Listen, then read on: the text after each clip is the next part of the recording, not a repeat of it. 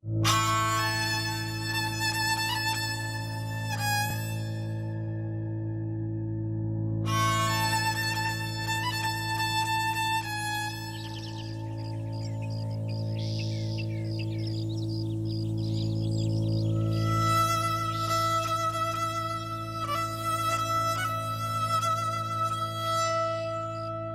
um diálogo entre os que sabem e os que não sabem. Um diálogo simples, sóbrio e fraterno, no qual aquilo que para o homem de cultura média é adquirido e seguro, torne-se também patrimônio para o homem mais comum, pobre e que, em relação a tantas questões, encontra-se ainda abandonado.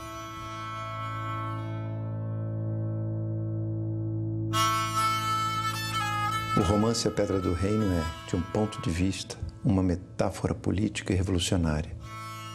É um texto emblemático, profundamente enraizado e que, a um só golpe, reúne as reflexões, as emoções e o riso necessários ao país.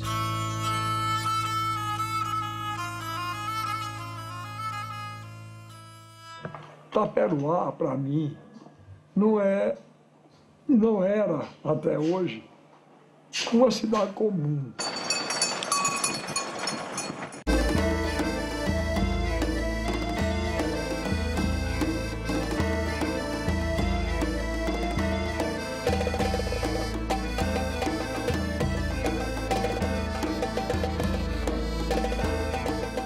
Quando comecei a escrever, comecei a fazer de Taperoá o centro de tudo o que eu escrevia.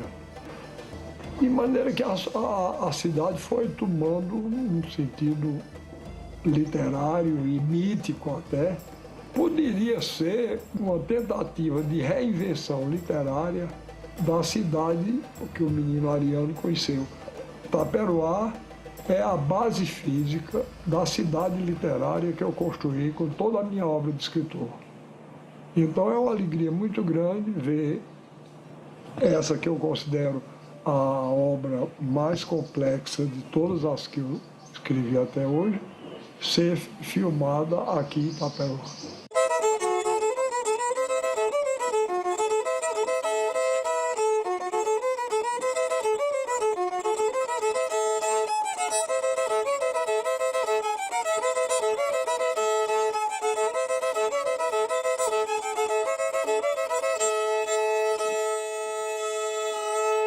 O sertão, de alguma forma, sempre foi passado para mim, direta e indiretamente, como um lugar morto, né?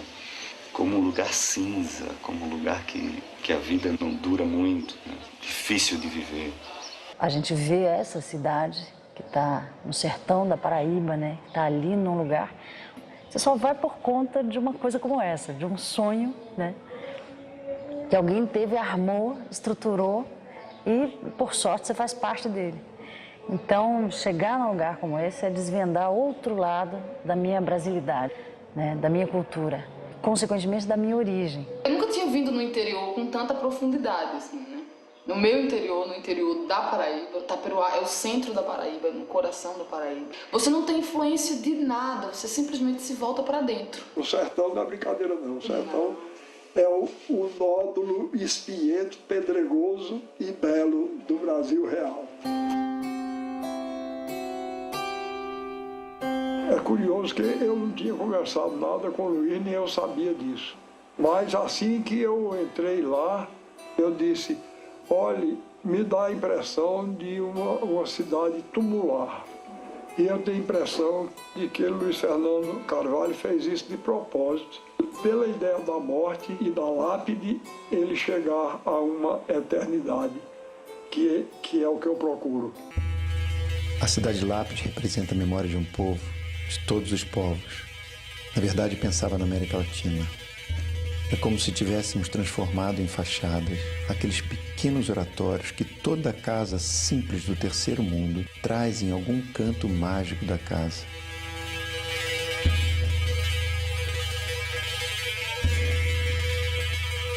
Fizeram uma pesquisa em todos os cemitérios da região e foi assim que construíram a cidade literária e mítica de Taperoá.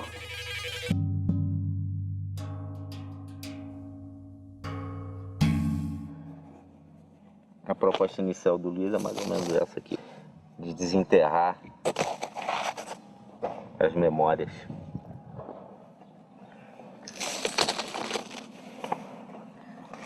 Os fósseis, as emoções todas nossas.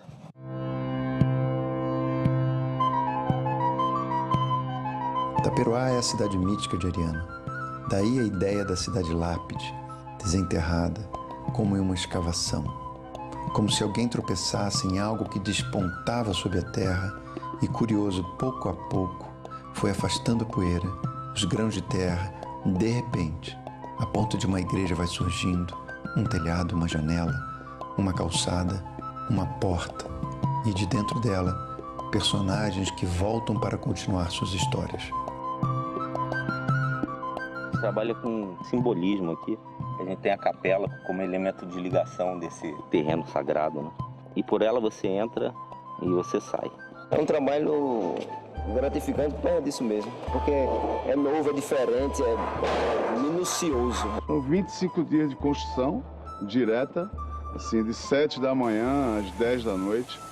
Então, assim, um pedreiro que entrou no dia X, depois de uma semana ele já estava outra pessoa aqui dentro, né, valorizando o trabalho dele, porque a cidade ficou apaixonada pelo projeto em si, né? Isso muda todo o dia a dia da cidade. Eu estou orgulhosa, completamente orgulhosa, me sentindo morando, como se diz, dentro do céu. Eu tenho certeza que Taperoá agora vai ter valor. O desenvolvimento da cidade cenográfica tem a busca de pessoas que viviam sofrendo pelo desemprego. Eu fico muito feliz, eu acho que eu sou uma das pessoas que estou muito feliz e satisfeita com essa obra.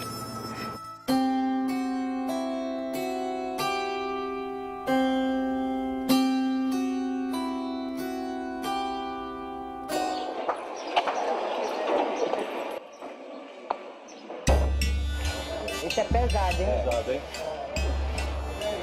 Desde todo o material de pesquisa, né, livros e pesquisa que a gente já tinha feito, até algumas compras que a gente já fez no Rio de material mais básico, que a gente não encontraria aqui, porque aqui a gente deixou para comprar o que é feito tipicamente aqui no lugar. Estou vendo aqui número 86. Até eu fiquei meio apavorada. Vem pegar quantas caixas? 9 caixas, 2 bultos, 2 manequins, a máquina da Madalena, que ela trouxe sua máquina, a dona da máquina. Ela gentilmente trouxe sua máquina. Agora ela está querendo manequim do Rio de Janeiro, está pedindo, eu quero meu manequim. O início é o início do projeto Quadrante, que é a ideia inicial do Luiz Fernando, de trabalhar com equipes do lugar e revelar um Brasil que a gente desconhece.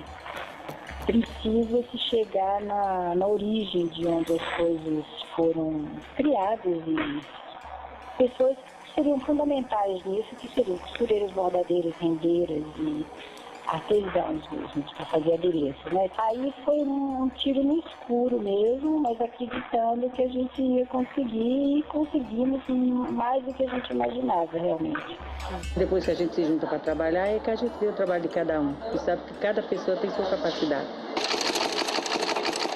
Todo mundo aqui trabalha em conjunto. A gente foi até a Idade Média para pesquisar os artistas plásticos, as cores, as texturas, que também está presente na obra do Ariano Suassuna. E depois, cada personagem tem um universo muito particular.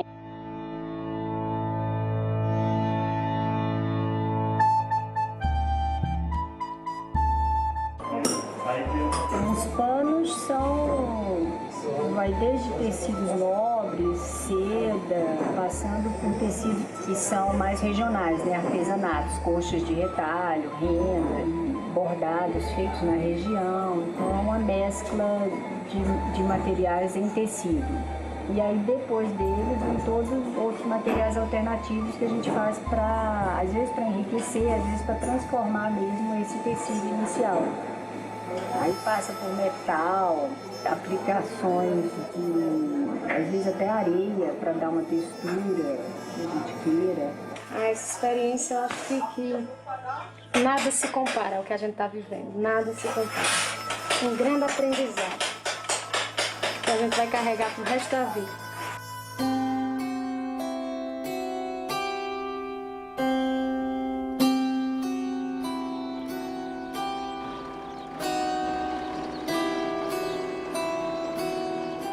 nas leituras que a gente fez,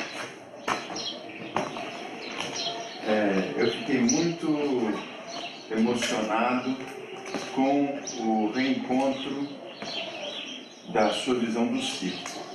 Na minha vida eu sempre fui um ator frustrado e tenho voz feia, rouca e baixa. Além do mais, não sei decorar um texto.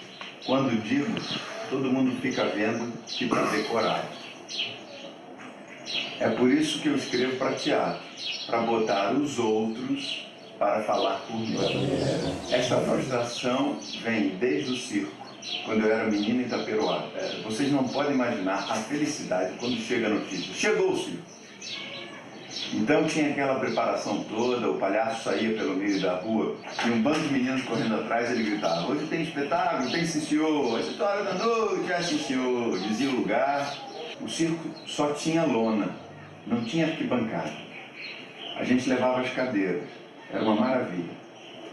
A primeira peça de teatro que eu vi na vida, vi no circo. O circo como contador de histórias, né? Essa estrutura de que é um teatro, que ele mesmo quaderna, monta um teatro para encenar as suas aventuras e desventuras e vai andando pelo sertão, é que a gente gostaria de apresentar como estrutura principal.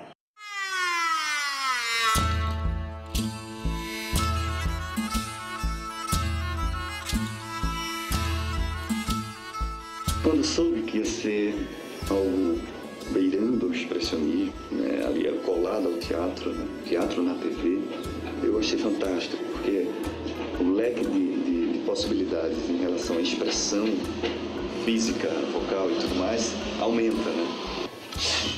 Romance enigmático de crime e sangue! Primeiro eu tive que procurar as partes, né? É um objeto assim que ele construiu com coisas que tinham à mão, né? Com um portão, uma porta, com madeiras velhas. Eu tive que incorporar um pouco as condições nas quais ele construiu essa carroça e reproduzir uma coisa que seria possível dele mesmo ter feito, né? A proposta que eu acho que o Luiz faz, que é exatamente nessa narrativa, dessa estrutura circular, foi de criar tempos diferentes, né?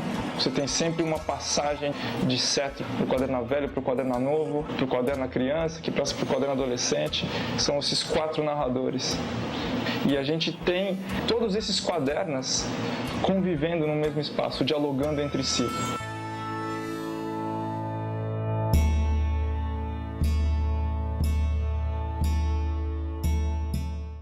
A máscara teatral, ela revela, ela traz para fora tudo aquilo que você tem nas tuas camadas mais internas, mais profundas. A gente usa a máscara aqui nesse trabalho para você poder mergulhar na construção de uma personagem e encontrar todos os elementos capazes de transformar o teu corpo num corpo que a gente chama de extra-cotidiano. Cada gesto, cada movimento, cada olhar, né? Cada dedo que se movimenta, cada músculo que se altera. A máscara é o nosso instrumento. Meu nome é Gioconda Rocha. Sou sertanejo. Interpretar Margarida. Sim, Quirino. Sou rabequeira de cavalo marinho. Sou atriz. Filósofo negro da Puia. Prazeres.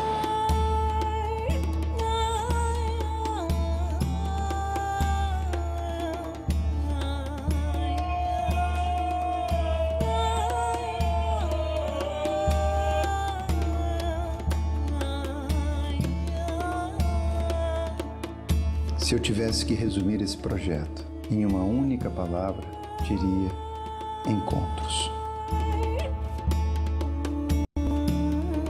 A referência maior, e certamente a qual devemos nos agarrar diariamente, é a vida.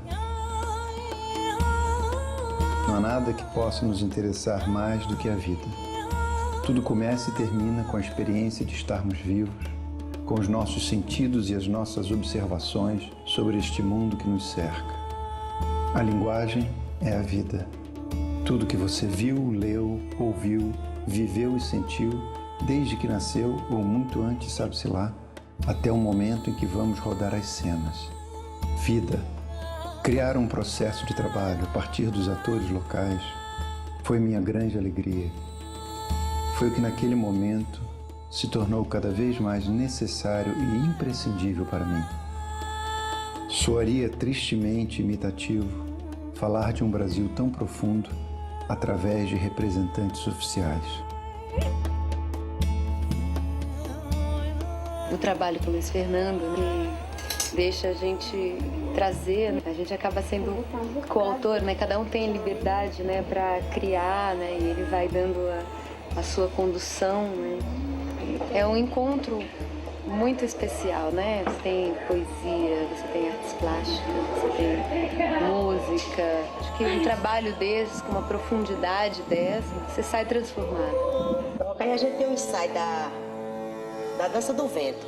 E eu não estou até participando do ensaio da Dança do Vento, vocês acreditam? Peleja assim um pouco dura, mas eu vou, não sabe?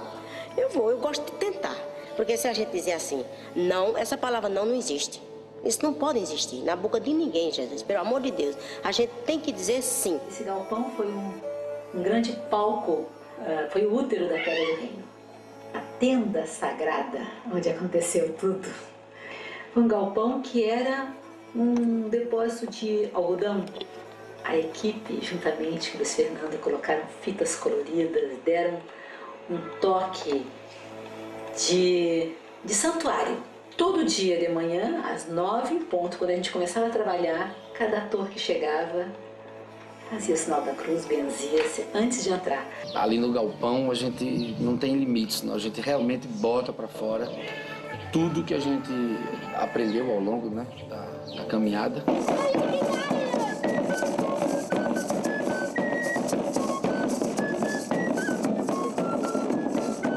Várias gerações de atores se reunindo aqui, gente que da cidade de Itaperuá, de Cabrobó, de lugares que eu nem sei o nome, aproveitando quem tem uma excelência, quem tem um canto, quem toca uma rabeca. E você não está pegando só quem conhece, não, está pegando a expressão de um povo.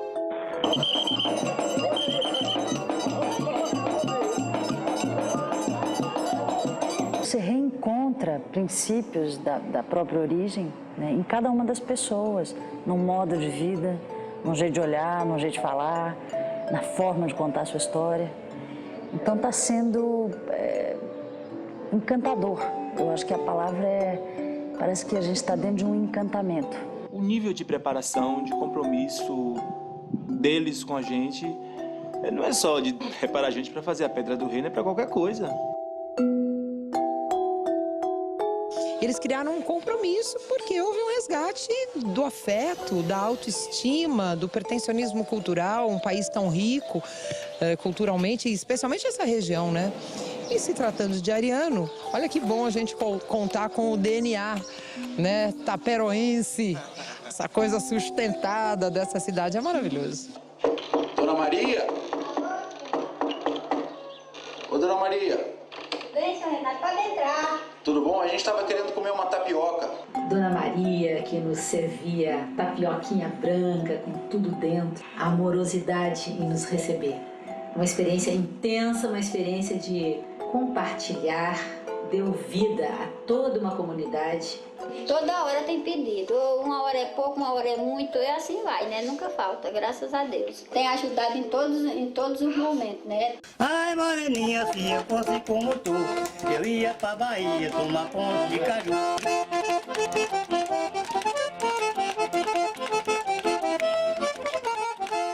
A gente do Nordeste precisava dessa oportunidade. Eu sou baixinha, velhinha, feinha, nordestina. Eu só tenho uma coisa que me supera tudo isso. É a minha garra de vencer. É a força de vontade que eu tenho de ultrapassar todos os limites que me for confiado. E aquilo que eu quero, eu desejo, eu amo fazer. O nosso ofício não tem a condenação bíblica do trabalho. O suor do nosso rosto não é um castigo. Nosso ofício é o nosso sentido de vida. É o nosso prêmio. Nosso ofício é a nossa festa.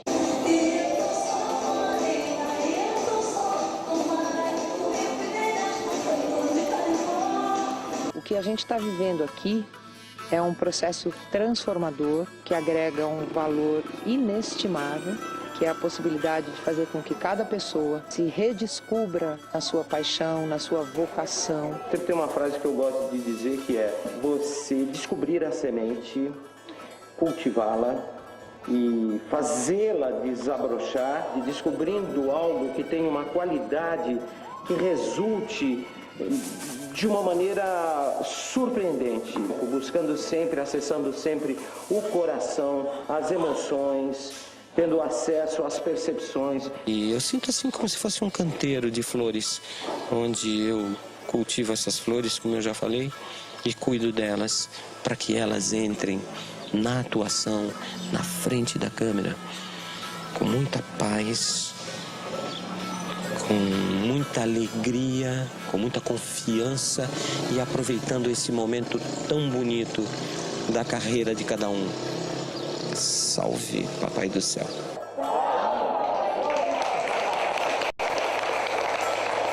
Está se abrindo um outro leque de interpretações, né? E dentro disso, o Luiz Fernando pegou todo o lirismo, toda a poesia, essa história com todos os molhos, né? De amor, de ódio, vinganças.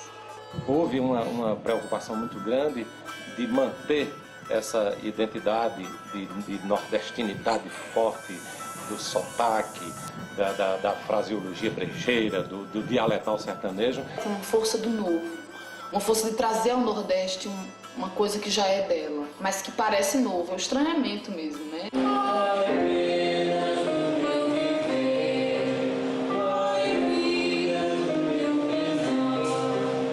Por que no Nordeste não pode ter uma mulher lindíssima, um príncipe, um quaderno? Por quê? É porque nós não merecemos um reinado inteiro.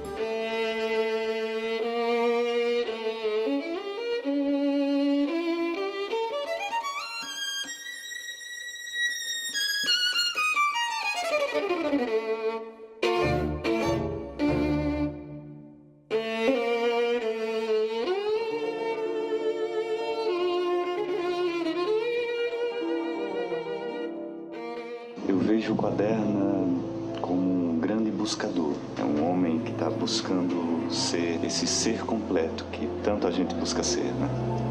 É um homem que não se contenta com as respostas simples que a vida dá e que vai em busca de respostas mais profundas.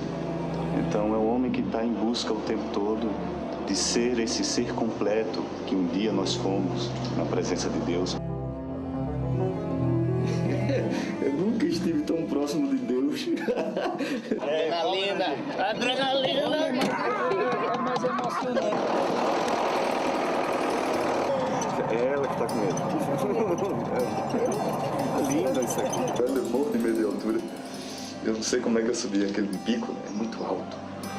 Mas, rapaz, o fato só de você estar lá em cima, assim, já te dá um estado diferente.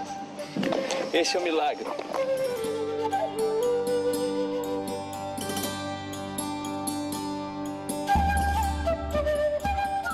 Eu nunca tinha enquadrado, nunca tinha visto na minha frente tamanha paixão pelo ofício como esse rapaz, o Irandir Santos. Você enquadrar um ator com esse potencial é gratificante para qualquer cinegrafista, para qualquer fotógrafo, para qualquer diretor. Ele é incrível. Eu fiquei muito impressionado com isso, porque normalmente os atores têm uma visão puramente exterior do personagem.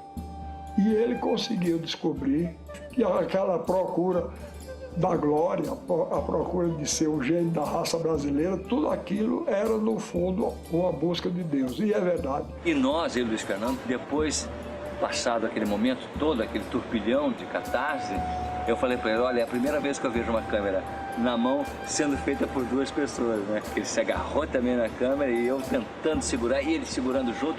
Ou seja, ali é um momento muito especial. Morena, case comigo, que eu sou trabalhador. Bota a enxada nas costas, lá no roçado eu não vou. Sou um sujeito que sou muito inteligente pra comer, tô com saúde pra trabalhar, tô doente.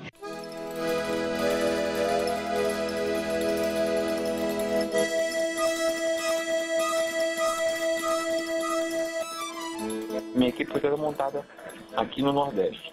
Conhecemos ateliês, conhecemos trabalhos, depois parte aqui em Itaperuá, e alguns artistas daqui da Redondeza. São todos artesãos. Primeiro, ninguém nunca trabalhou em televisão, nem em cinema. Eu fiz questão de, pessoalmente, fazer uma entrevista. O trabalho desse enriquece muito a gente, né? São novas técnicas. Muito forte essa relação com a obra, com a história, com essa história e com o Brasil, né? Que é essas influências todas ibéricas. Ou você faz uma peça, uma obra de arte, uma roupa, tem que ser verdadeiro. O ator tem que sentir ali que é de verdade. Não pode sentir, isso aqui é cenográfico. Ou o cara sente o peso da coroa mesmo, o cara tem que sentir rei.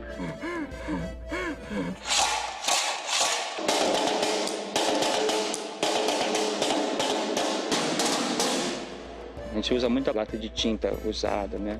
E chapa de fotolito também, essas chapas de alumínio, né? Chapinha de garrafa, palha de carnaúba, tem sisal, esteiras, tudo que a gente encontra por aí está usando. Uma das características do meu trabalho é nivelar materiais conflitantes. Então, madeira parecer ferro, osso parecer espuma, palitinho de picolé vira armadura ali.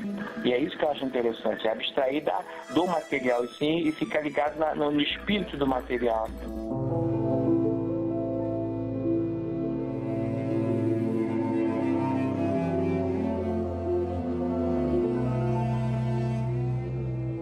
Normalmente, na minha obra, eu procuro dar um nome ao personagem que tem um significado. Maria Safira, por exemplo, que é um personagem que aparece como malsinado, mas ela, de verdade, é uma vítima do tratamento que recebeu por parte do naipe masculino da humanidade desde muito menina.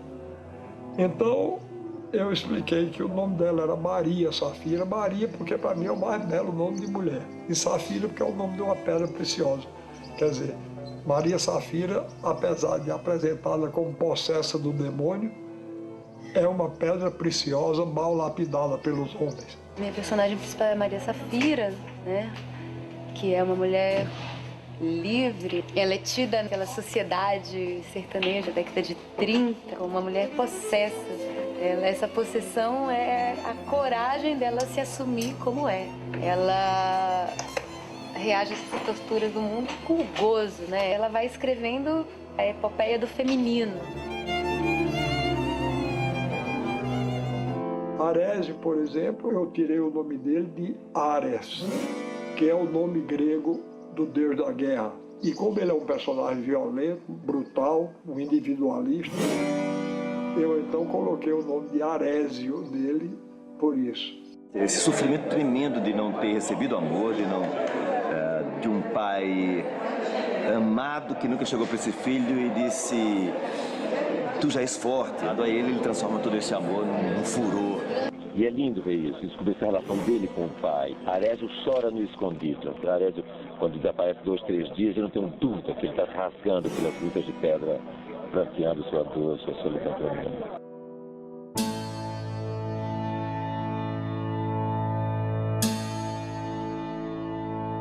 E Sinésio por causa de sina, destino. O sangue do vai e volta, aí se refere ao mito de Dom Sebastião, que é aquele rei que morre e ressuscita. O Sinésio é, no certo sentido, a volta de Dom Sebastião, de Portugal. Até pela semelhança física, de ser um donzel, também é uma figura meio crística. É um príncipe, ou príncipe, como dizem os cordelistas, e a Ariano gosta de dizer também, do que morre e que ressuscita.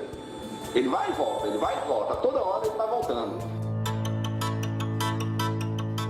Essa luz, muitas vezes trágica, né, de claro e escuro. Você passa em frente a uma casa do Nordeste, e a janela está aberta, lá dentro é negro. Você passa, você não vê nada, é uma escuridão absurda lá dentro, né? E aqui fora, na rua, no quintal, é um branco que teus olhos não conseguem ver, né, direito. A luz aqui é muito característica. Primeiro que ela é bastante diferente da luz que a gente está acostumado lá no sul, porque o sol aqui nasce às 4h20 e morre às 5h15 da tarde. Então você tem toda uma relação completamente diferente. A gente teve que construir um butterfly, é um rebatedor de luz, que na verdade a gente construiu horizontalmente, né, cobrindo a cidade, numa metragem desconhecida para os padrões da produção audiovisual no Brasil e na América Latina, né? Então a gente coloca esses butterflies e controla a luz com luz artificial, e dessa forma a gente pode trabalhar durante 3 ou 4 horas sem ter uma diferença de luz muito brusca. Aqui na microsérie eu faço uma das Marias do Badalo. Maria do Badalo é um coro. São personagens meio santificados, parecem entidades. A gente canta, mas parece que a população não está vendo a gente. As pessoas não sabem o que está acontecendo e elas falam o que está acontecendo. Entendeu? Através da música elas falam a verdade. Então esse é o grande desafio. Meu nome é Sandra Belê, eu venho de Isabelê, uma cidade também caridizeira, de 2.000 habitantes.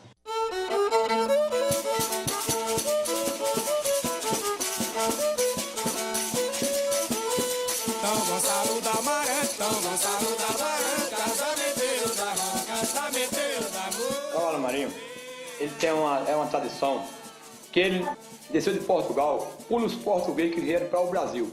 Quando chegou no Brasil, nós transformamos o Bumba Meu Boi num cavalo marinho. Porque o cavalo marinho é uma brincadeira abençoada por todos, por Deus, porque é tão tal que tem 2 descendentes de Jesus no meio, que é Bastião, que foi dos apóstolos de Cristo. Não vai dançar, não vai dançar.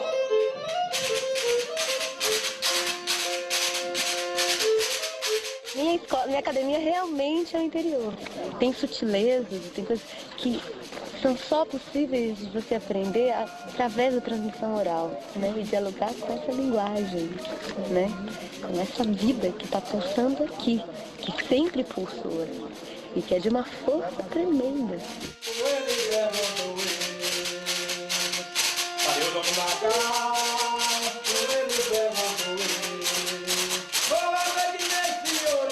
Samuel van Dernis. Quando eu coloquei as lentes azuis e que eu vi que elas eram perfeitas, assim, botando louro, embranquecendo o cabelo, embranquecendo, quando eu me vi sobrancelha, bigode, nossa, até eu me enganava.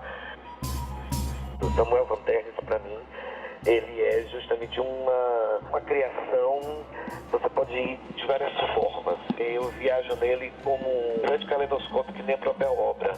Porque ele não é só aquele personagem católico, que defensor da cruzada, aristocrata, fidalgo, racista. Ele não é só isso. Eu vivi com ele a experiência de poder brincar, poder montar aquele cavalo de brinquedo em tamanho real e poder passar aquele duelo maravilhoso de pinico. O meu sonho é ser músico e ator, porque graças a Deus eu aprendi a tocar clarinete.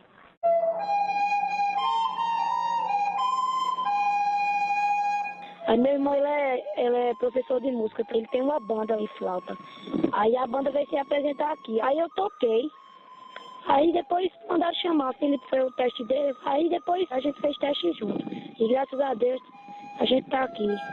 Ainda bem que meu nome não é Sebastião, sou Pedro Diniz Quaderna, Garcia Barreto, somente pela metade por parte de minha mãe. Mas eu digo que não nego, sou Garcia Barreto inteiro, mas não creio nisso. Eu falei pra todo mundo, nunca desiste do seu sonho, porque seu sonho é só pedir a Deus que ele vai realizar pra você. Meu nome é Felipe Rodrigues da Silva, eu tenho 14 anos de idade, eu participei do grupo de Paixão de Cristo pela primeira vez, que eu mais queria. Você tem namorada? Não.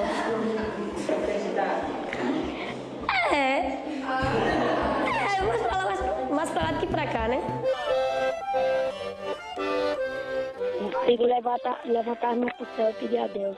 E agradecer muito a Deus por estar aqui participando dessa minha série. Muitas crianças queriam estar no lugar da gente. Mas a gente teve essa oportunidade e temos que pedir a Deus.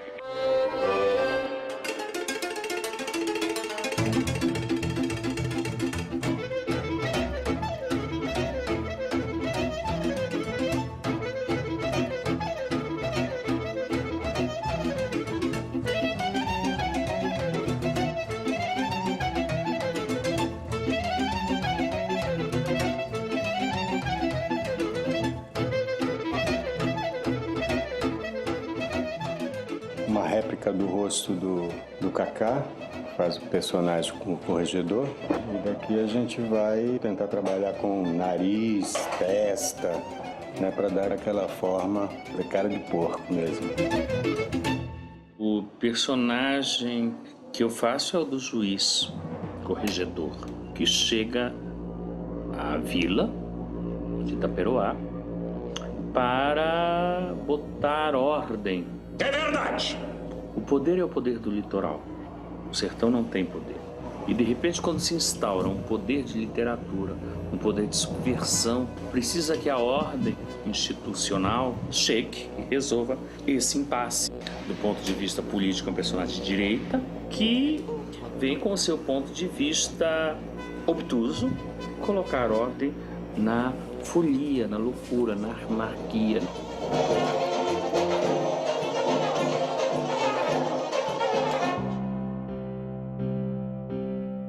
A Margarida é uma moça da sociedade de Itaperoá, uma menina doce, recatada, pura, que retrata a macieza, a delicadeza, a polidez. Ela é escolhida pelo juiz corregedor, interpretado por Cacá Carvalho, para ser datilógrafa do inquérito, para escrever o depoimento do Quaderna durante todo o interrogatório. Vamos ao inquérito. A Margarida, ela desperta no Quaderna o amor. Na verdade, a Margarida é o grande amor da vida do Quaderna. Todo o depoimento dele, ele faz tentando conquistá-la, através das suas peripécias, e ela vai se encantando com ele. A princípio, ela tem um repúdio, ela rejeita o Quaderno a princípio, mas no decorrer do inquérito, quando ele revela as ideias, a obra, a criação do Quinto Império dele, que tudo é a realização de um sonho, ela vê a possibilidade de realização do sonho perdido e adormecido dela. Um faz a história do outro. A Margarida é fonte de inspiração para o Quaderno. Ele vai criando a obra e ela redige. A máquina serve como oferenda para essa realização desse sonho perdido. E o que é mais interessante é que a Margarida está situada no meio de duas pessoas, um que é o corregedor, que tem a cara de porco, é uma mistura de caititu com cascavel, e Quaderna, que é um ser estranho para ele, tem um desenho surreal. O ponto de partida do Quaderno, para mim, foi um ponto de interrogação. Quando eu li Quaderno, eu via esse buscador interrogando tudo, questionando tudo, porque ele queria saber mais das coisas mais a fundo. Então, foi esse o desenho que eu fiz em papel. E aquele ponto de interrogação eu levei para o corpo do Quaderno. Essa máquina, o Raimundo, fez um trabalho precioso, que foi adaptar uma máquina de 6 quilos, 6,5 kg, no meu corpo. Então, eu fiquei 1h30 fazendo gesso para eles fazerem o corpete da personagem e adaptar essa máquina no meu corpo. As palavras da Margarida, na verdade, são ditas, reveladas na máquina também, porque a Margarida é um personagem de pouco texto falado. Porém, os textos estão percorrendo todo o corpo dela. Pois eu vou falar no gado que existe no sertão.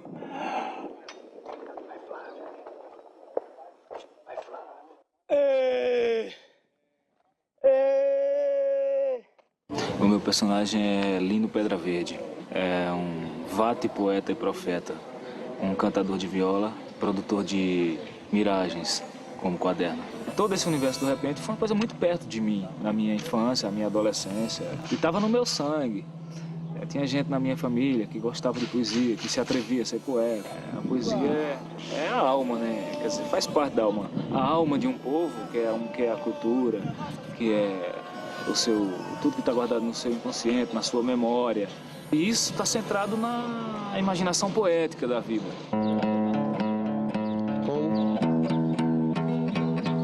Sou filho de um cigano que ele era um maestro de música, tocava bandolim, tocava cavaquinho, tocava violão, tocava manola de 4 cordas. Era quem coordenava a festa cigana. Ilusão ilusão me espera. Ilusão te espera. Tu, com teu sorriso de quem vê uma lágrima. Essa estranha cavalgada que a gente está começando são 40 cavalos, então, e cavalos com esse nível de detalhamento. Imagina. Então a gente tem que dar um jeito. Cada hora a gente inventa uma técnica para facilitar e para aproveitar o que tem, né? Isso aí é a estrutura para vir uma outra armadura. Ali a gente vai fazer já em compensado. Ali, ó, eu vou fazendo com a sobra do milho, vai ser o revestimento. Aquilo é palha de milho. Então vai virar revestimento para o cavalo também. Isso, a alma dele é feita com todas as outras coisas, né? Então é uma alma completa, né? Cheio de sentimento de todo mundo, não é um cavalo vazio, né? Essa cabeça aqui, legal. Agora, se eu boto uma madeira aqui também, sim, aí ele... Muito bom. Sempre o lixo do local a gente vai transformar. E aqui se transformou-se em um dragão, né?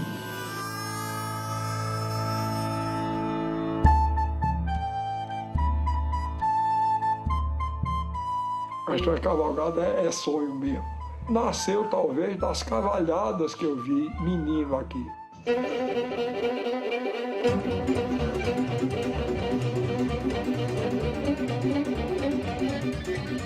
Quando eu quis fazer a chegada de Sinésio, eu quis criar uma coisa poética inventada.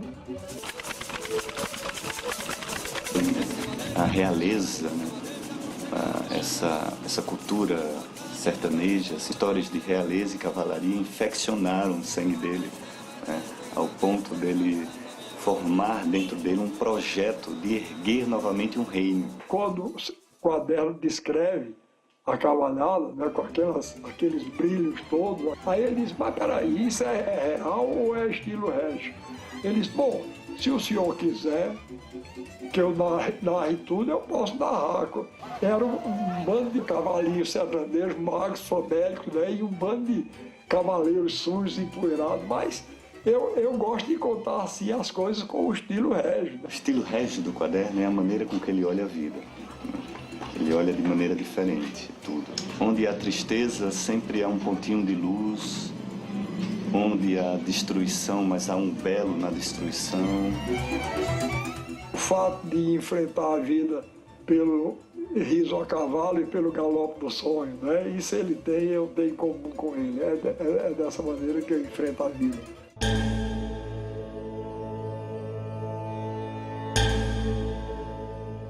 O Luiz, no primeiro mês de ensaio, me chamou e me disse, eu quero que você faça o execrável.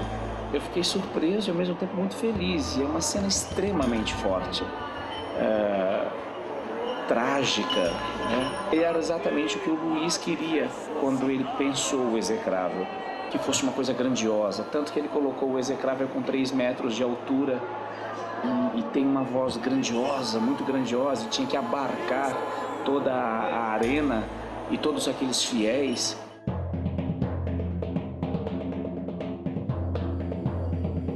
Eu, um dia, encontrei um sertanejo que me disse que a morte era uma mulher e se chamava Caetana. Então, eu passei a chamar a morte a moça Caetana. Depois eu notei que a palavra moça, você invertendo as sílabas, é quase onça. Eu fiz dela uma mulher felina que às vezes se encarna numa onça. Então, por aí, ela assumiu a figura da morte. Além do fato de que é o animal mais matador. O Luiz passou a mão na minha cabeça assim e falou assim, daqui a 3 dias, máquina 3.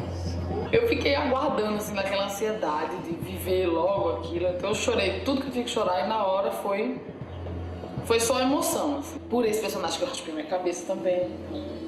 Pra ele que eu tô entregue agora.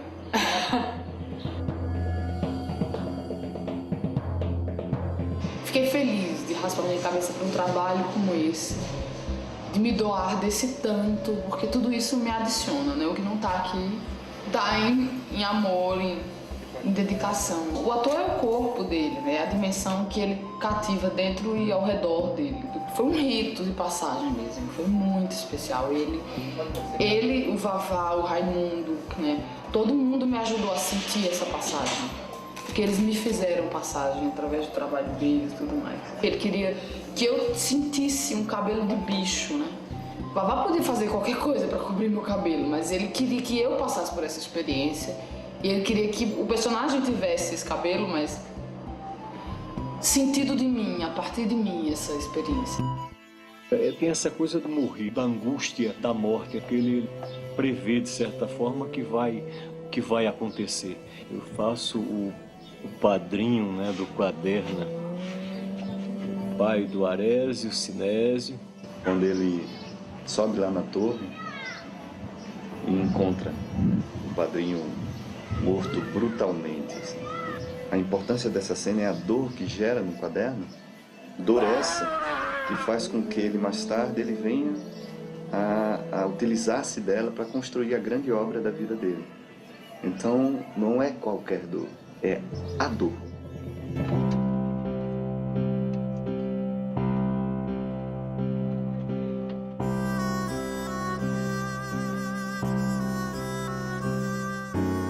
O Quaderno é um ser que olha as coisas de maneiras diferentes. E eu espero ser influenciado por ele dessa forma, assim também. E sempre poder olhar as coisas de maneira diferente. E nunca me contentar com o simples. E de ser, acima de tudo, um grande buscador. Se o Quaderna me der isso para o resto da minha vida, eu vou ser um homem muito feliz e agradecido de coração.